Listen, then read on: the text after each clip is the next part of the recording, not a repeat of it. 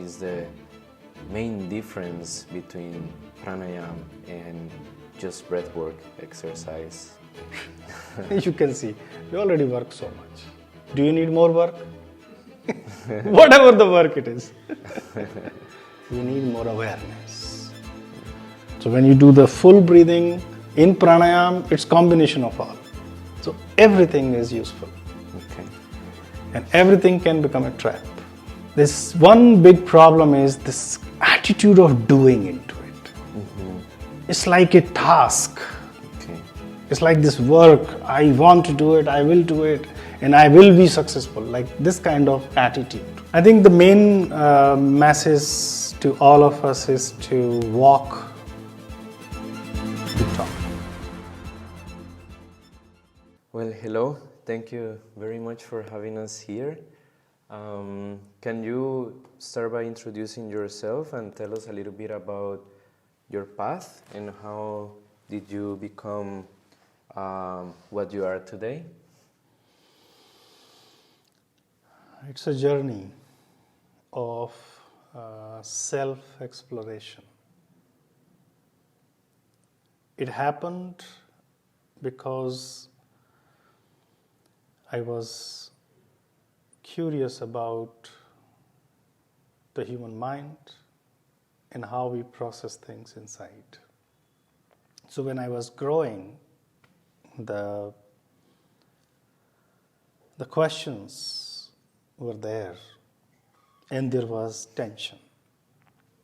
How the world wants to see me and how I see the world, there was a huge gap. So in that inquiry, I never know that how I reached to this, gradually this understanding or maybe this information came that there is something called yoga, but didn't know what exactly. So when in the beginning when we see yoga, we see it in a form, and the form is visible, postures or some other techniques or practices. So we do it. But when I started doing that form, something formless started to speaking. And then when I finished my college graduation, then I said, okay, I want to spend more time with this, which helped me to know about myself. So it's not like one particular day something happened and I start practicing yoga. No. It's a process, which is still unfolding in many different ways even today. Beautiful. And that formless thing that you say, what is that? Again, it's hard to describe, but in the practice of yoga, we are deeply associated with the postures, let's say. But when we say we do posture, in that picture of the posture that we make through our body, something is happening inside, which is helping me to come back to myself and see what is going on inside me. So that form of asana helps me to see something which is invisible in me, that energy, which brings us into life, which makes us human, that gives us this insight to choose what to do, what not to do, or to do it differently. That's beautiful. Yeah. Can you tell us a little bit about what do you teach right now and what is your practice? How does your personal practice also looks like? Yeah. So the practice is also evolving over the time. So in the very beginning, we started doing the asanas practice, but also we had, in India, the asana part is not so dominant. So we had a practice of pranayama, meditation, studying the scriptures. So that was all started. And I had practiced asanas even in terms of like doing some intense postures, gradually understanding that there is something deeper. And somehow the situations also happened in the same way, that because there was so many people who were teaching asanas, so there was this idea, okay, who will do this part? Okay, I said I can do it. So I spent more time on it. So asanas, somewhere teaching asanas became my self-practice, in which I do simple postures like shoulder stand, plow pose. Even sometimes I don't even do them. So depending on the person that I have in front, if I teach asana, then I find what is good for this person. Yeah. Mostly the idea is to reach to a relaxed state. Tools can be anything. Sometimes it can be only asana, sometimes it can be the asana, pranayama, relaxation, meditation, chanting. So I started teaching, and now gradually what happened, that more people started to become aware of the pranayama and meditation parts. So organically it starts to, like my time got more into it. Okay. So asana teaching became a little less, but still I teach and do whatever is needed. Okay. Can you tell us a little bit about pranayama? Maybe some context, historical context, how, where, and when did it become so important for humans to start becoming aware of their breath, practicing exercises regarding their breath, their mind? So practices came later. Practices are frameworks through which people can experience something. The techniques can be made as per the need of the time. But as far as the breath is concerned, it's with us since we are born. Since the humanity is, so breath is there. Now taking it as a tool has a developmental process. So in the beginning, the main purpose of pranayama was to purify. Because we purify the external body by taking care of our clothes and shower, etc. How to purify the inner body, the subtle body? So in order to do those religious practices, the pranayama was performed before the religious practices. So in any of the fire rituals, it is expected that you take shower before. So you take care of your external cleansing, but how to do the inner cleansing, that your mind also become into that place, so you start doing you are purified enough to offer into those fire rituals. So pranayama became one important process. The pranayama was part of a religious practice of the yajna, of the fire rituals. Then gradually it start to become more, people start to see, when you do this kind of breathing, it makes difference in their mental state. So by the time of Patanjali, it became independent practice, because he mentioned in his 8 limbs of yoga, this is pranayama. So in the time of the Vedas, Upanishads, Bhagavad Gita, it's more of a purificatory practice for something. But for Patanjali, it became a very important pillar. So then he gave this practice of pranayama, 4 ways of breathing. Tasmin sati shwas praswasyor gati vichchedaha pranayama.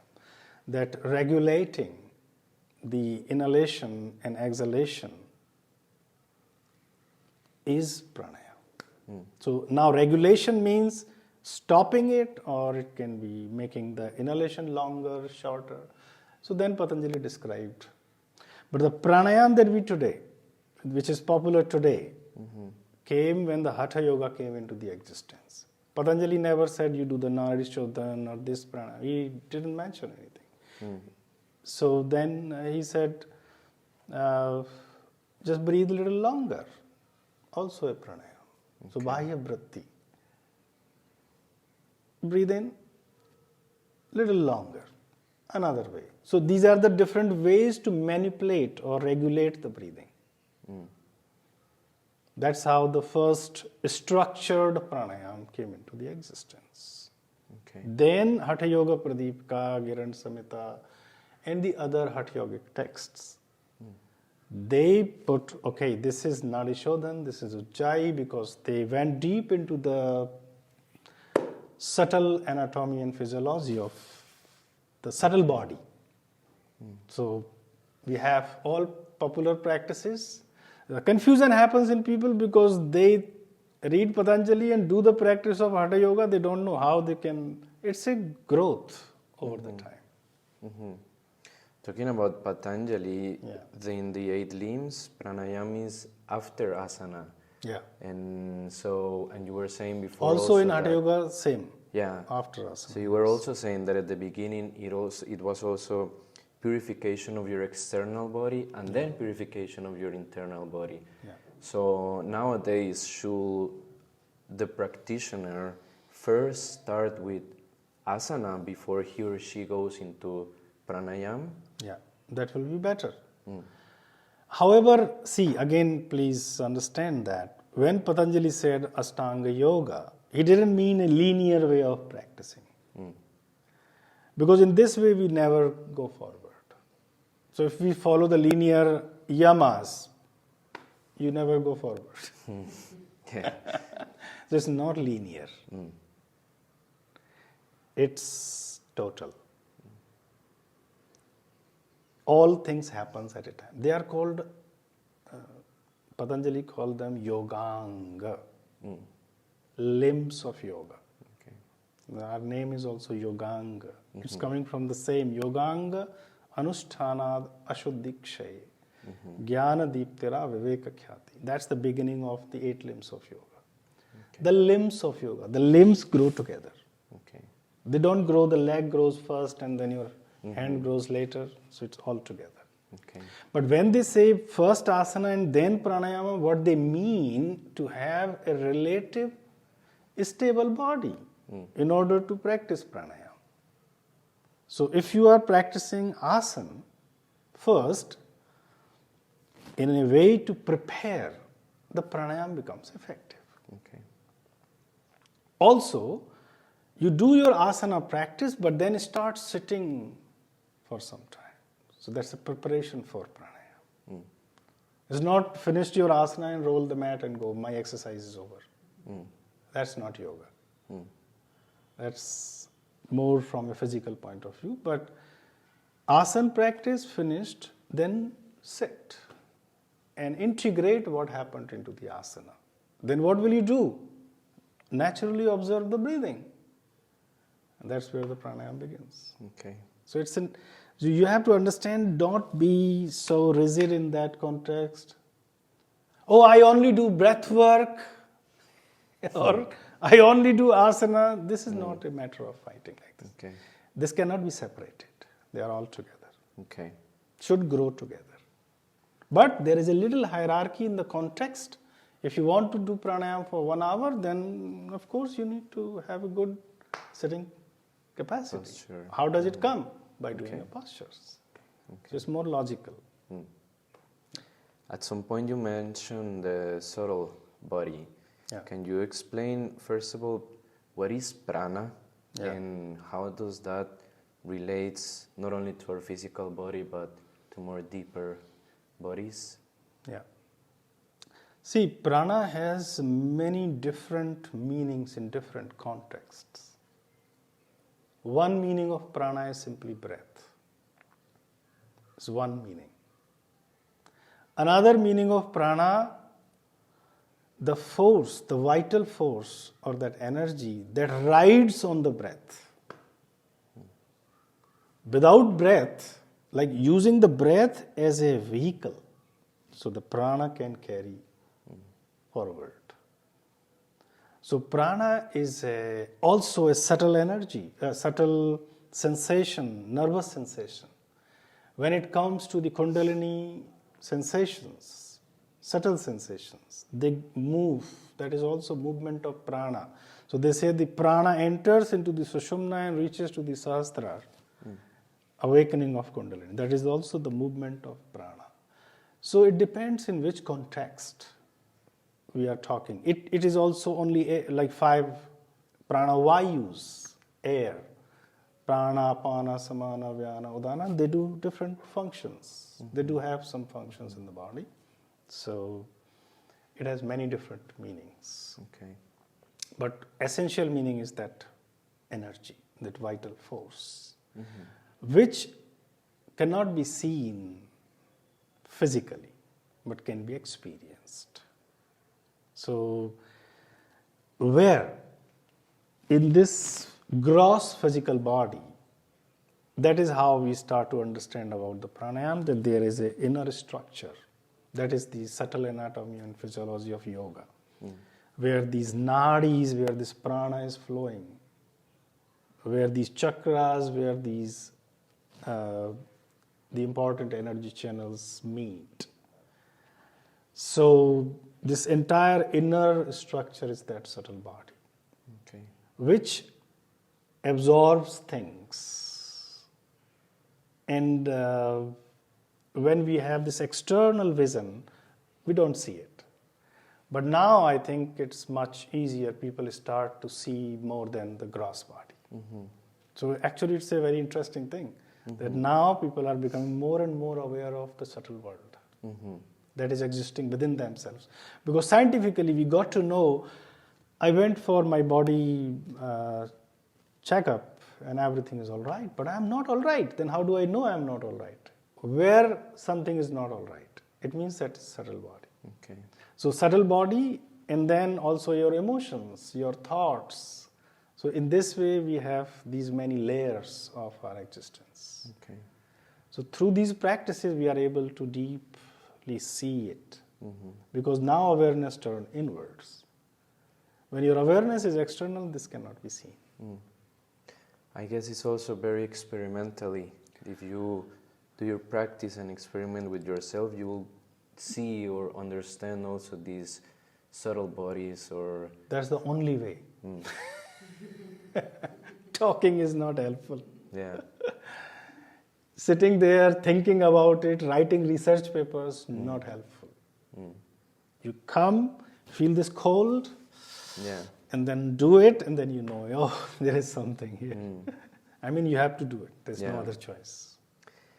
And also you mentioned emotions. How has the pranayama techniques, or in general, all these practice of pranayama can help us to regulate the nervous system and regulate the emotions that we feel?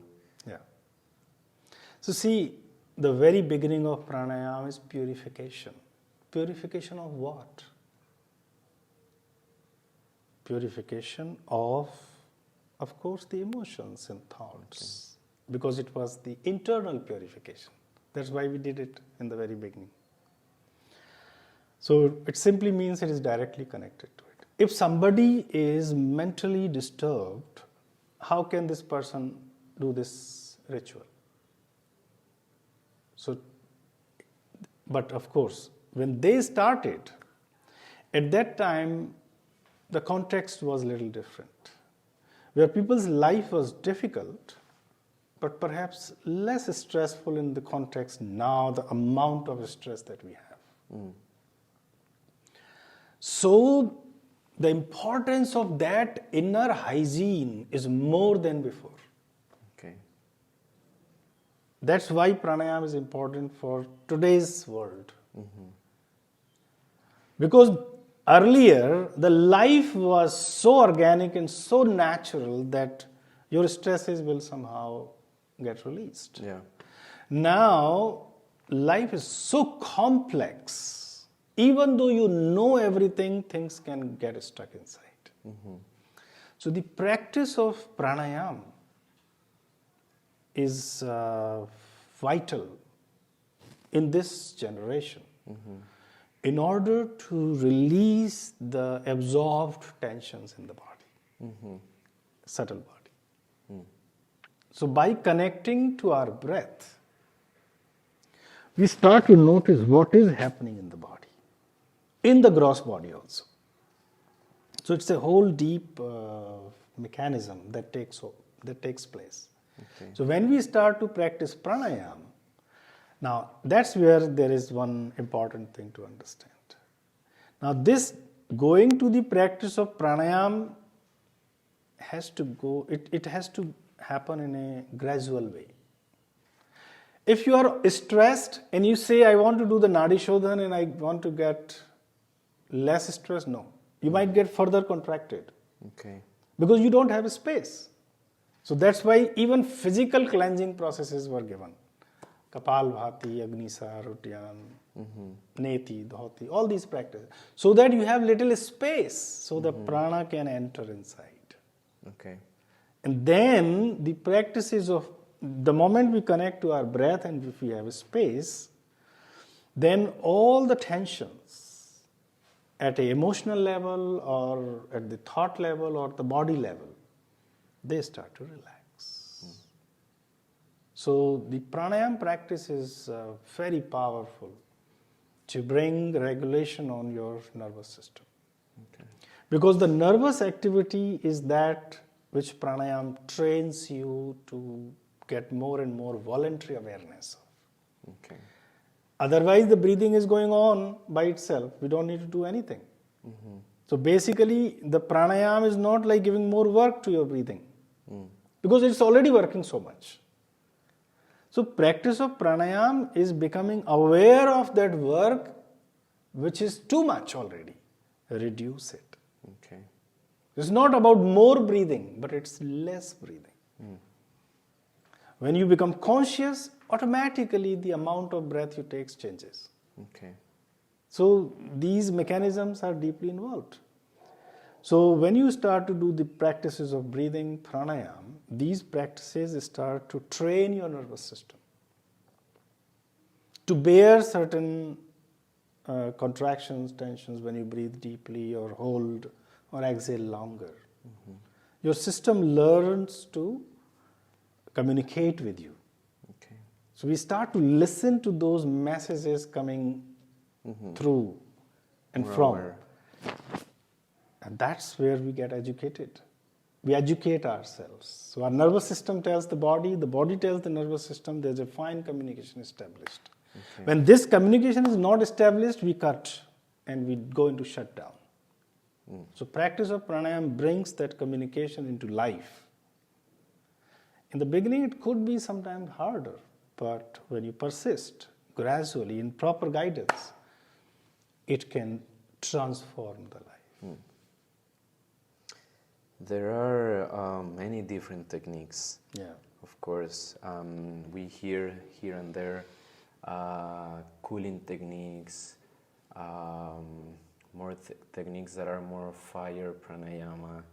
So, and of course, we also hear the teachers say that there are contraindications of some maybe people that have lower pressure, higher pressure, should practice this, practice that.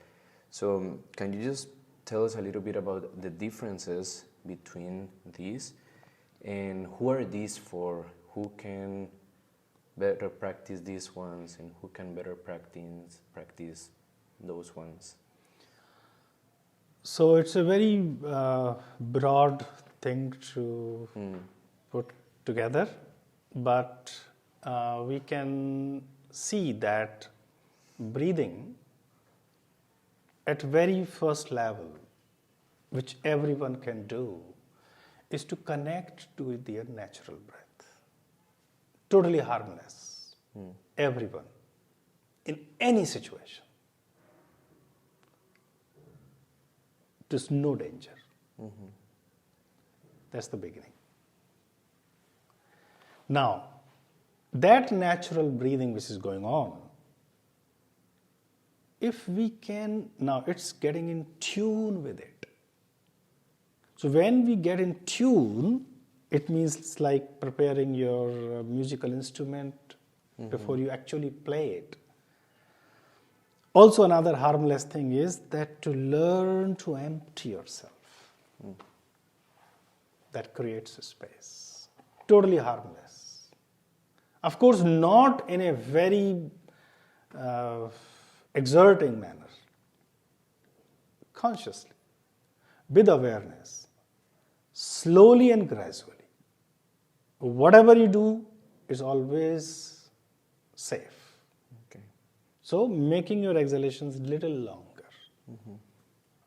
That creates a space.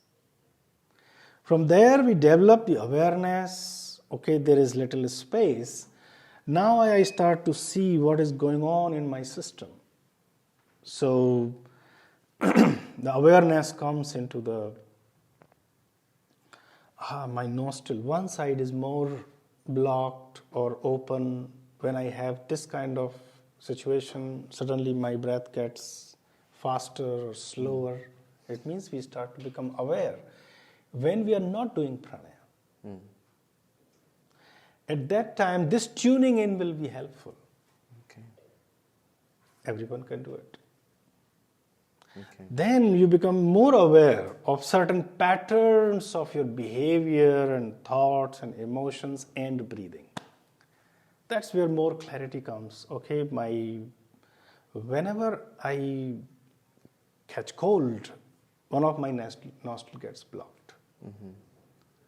Maybe there's not enough solar energy in my body. Surya Vedana Pranayama.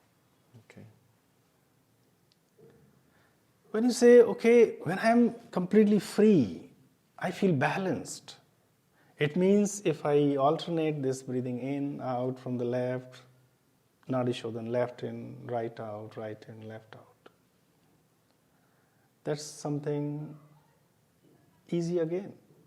But here you have to remember that you don't follow the technique in the book, because book writes something which is for like a total thing. For you, in your conditions, it could be different. So that's why guidance is important. Okay. That you don't do pranayama. Now, you can do such things easily, but when it comes to pranayama, please look for a guidance as per your need. And it's better not to do those things directly which involves retention and all that. Okay. Because your body might not be ready. And some people do and they say, oh, I got benefit. But sometimes you also get suppress your tensions. Okay. That is unhealthy. Okay. So, yeah, something like Brahmari Pranayama, humming, anyone can do it. Always remember your capacities, how much. But if you are conscious, if you are aware, making your exhalations, ujjayi, everyone can do it. So in that context, almost all practices can be approached. Even with high blood pressure, low blood pressure, but then you have to see those little important aspects. That varies person to person. Okay. It's hard to generalize it. Yeah. So there's no alternative to the guidance, personal guidance. And what is the difference between chest breathing and belly breathing or diaphragmatic breathing? We also see nowadays that people, because of our lifestyle, work, and so on and so forth, a lot of chest breathing, a lot of short inhalations, a lot of mouth breathing. So what is the importance of maybe belly breathing or diaphragmatic breathing and the differences? Let's understand that our body knows better how to breathe. Instead of we put this kind of separations. None of the breathing is bad or good in itself.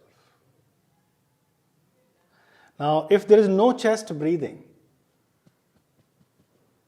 your lungs will deflate. You will be more depressive. The thing is that your body does the breathing as per its need. It might turn to belly when you have your food, because now more energy required here. If you are going to be angry or fight or do something, then you have to get the breathing here. It's helpful to lift the weight or... So none of the short breathing, yes, it is also needed in terms when you are really stressed and you don't know how to survive. Helpful. What is problem is to fixate into any one type of breathing. If you fix yourself only in the clavicular breathing, not good. Only chest breathing, not good. Only belly breathing, also not good. Our entire breathing apparatus needs work in a rhythm. So what is important? Rhythm is important. And pranayama is a rhythm of your entire breathing system in a particular way, which involves everything. Pranayama is not belly breathing. Pranayama is breathing into your fullest capacity, as per the need of the time. And you decide it. Okay. Your voluntary awareness is the key, not the chest or the belly. Okay. So we don't fix it to this chest. No. All good. See what is needed right now. Okay. You might need chest breathing today.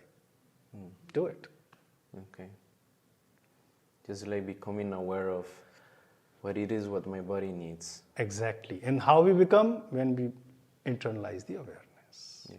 If we don't internalize the awareness, if we don't use our upper part, then also not good. So we must be able to use the chest, clavicles, diaphragm, even the pelvis. Okay. We forget it mostly. We forget it, yeah. We don't even remember that's the critical part of our breathing, which is very little into the society. Yeah. That's why people are taking them, okay, belly breathing, because somehow we think if we do that, we also work on the lower part. Okay. That's where the yogic practices come into the place. For example, Agnisar, Udyan Bandha, Mula Bandha. These practices work on your lower pelvic diaphragm, which is important. So when you do the full breathing in pranayama, it's combination of all. So everything is useful. Okay. And everything can become a trap. We need to have that awareness. So that's why Patanjali says the benefit of practice of pranayama is not just your lungs capacity. Do you think Patanjali didn't know when he writes the benefit of pranayama? He mentions that tatakshiyate prakasha varanam. The result of the practice of pranayama is to remove the veil of darkness from your perception. That's what he said. He didn't say, if you practice pranayama, your lungs capacity will improve. It is a byproduct. It might improve. But important thing is clarity of perception. Okay. That's the main purpose of pranayama. There are a lot of breath work exercises, and with this specifically word breath work, now in the West, what is your opinion of it? What is the main difference between pranayama and just breath work exercise? See, if it's a work, you can see, we already work so much. Do you need more work? Whatever the work it is. We need more awareness. Maybe the breath work could be a stepping stone for some people. So not bad in that context. Because at least it will give you some reason to connect to your breathing. So they do the breath work This one big problem is this attitude of doing into it. It's like a task. Okay. It's like this work, I want to do it, I will do it, and I will be successful. Like this kind of attitude. Okay. It's unhealthy. So in one context it is fine because it gives you a step further. You do nothing, okay, do the work. Okay. But if you do the work, you will know that's not the right thing to do all the time. Then you will look for. You will return to what is there. Then you will return to those practices that are not work. That is awareness. Awareness. That opens the new ways of understanding inside you. That removes the veil of darkness in your perception. That will be pranayama for that. Okay. Thank you. All of these practices and traditions, and we now live in a very different world, as you mentioned before. We have different habits and different lifestyles that have at some point make our health poorer than before. Yeah. So how can we adapt all of this into a modern world? People with modern jobs, people with routines that weren't there before. So how can we adapt all of these into the modern world that we have today? Yeah. The very first requirement is not that the practice need to adopt. They need to adopt the practice. When they will do it? When they become aware. When they get enough of suffering in their life, they get a lot of slaps. One day wake up, what the hell am I doing? If they don't have this question, no matter how much we adapt, this is not going to change. So it's not about the practice. Practices are always adaptable. The person who has a poor health, bad posture, all problems of life need to, wake up. And nobody does anything for it. They have to wake up themselves from their own experiences. If not, we don't have a magic pill of drink pranayam, 1 spoon pranayam. No, it's not going to work. What is important? If they really feel the need to change, to transform, to come out of this suffering that they're living, the practices in yoga is always there. This is one thing. Now, what we can do as a providers of the practices, we can see these people. And instead of making it complicated, we can offer them simple solutions to begin with. As I mentioned earlier, make your breathing a little longer. Do humming. Become aware of your expansions and contractions in the body. So we have already ready-made adaptations. Nothing to worry about it. It's about them to wake up. Okay. That's good. Like how much we will adapt, how much? And we are ready to do it. Yeah. It's already there. Yeah. It's already there. They need to wake up and pick up something and do it. Without doing, talking is not going to help. It's a useless thing. Unless they don't feel like doing it, it's not like this product. Oh, this TV screen you take home, you have a transformative experience of watching Netflix. It's not like that. Practice, you have to take it up. Got to do some work. Then it's there. Always available. Okay. Yoga never ever denies to no matter how low someone has went to the consciousness. It's always there, present, ready. It's up to you, you want to take it or not. Okay. That's great. All right? Yes. Thank you. Thank you so much. Is there any final message you want to say to teachers and also practitioners, new, old, here and also in the West? Yeah. I think the main message to all of us is to walk the talk. We do the practice, we bring that into our own lives, we embody it. Then whosoever comes, if they need, they will receive it. So the main thing is that as a teacher, as teachers, we need to have that compassion, that loving eye. If somebody is willing to receive, we give it. And we can modify as per the need of the person. Then they also have to grow simultaneously. Okay. Not living just 1 minute of quick fix. 1 minute of breath and you out of stress. Not possible like this. This is for the reals only. In reality, you got to invest your time and energy into it. So instead of looking for these 1 minute hacks, 1 minute quick fixes, it's a trap. The reality is different. Wake up to the reality. You got to invest time. As much you invest, you get the return accordingly. You invest little, you get little. Simple. Okay. So just do it. Just practice. Thank you so much. Yes, thank you very much. Thank you very much. Thank you, Dee.